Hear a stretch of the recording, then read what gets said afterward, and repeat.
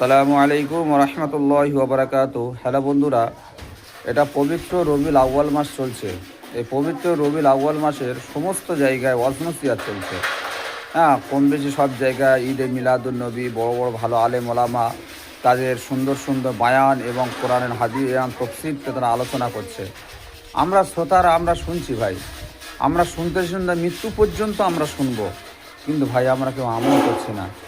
অনুরোধ করে সবাইকে বলছি, হায়াতের জিন্দেগিটা আমাদের কাছে খুবই সীমিত।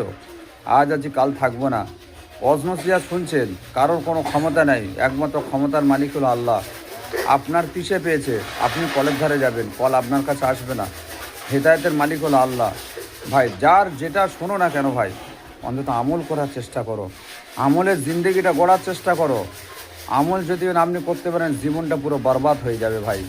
অনুরোধ করে আপনাদেরকে বলছি, আপনারা যেখান থেকে ভিডিওটা দেখছেন, প্রত্যেককে ভিডিওটা বেশি করে শেয়ার করবেন এবং প্রত্যেকে কোরআন এবং হাদিসকে মানার চেষ্টা করবেন ইনশাআল্লাহ।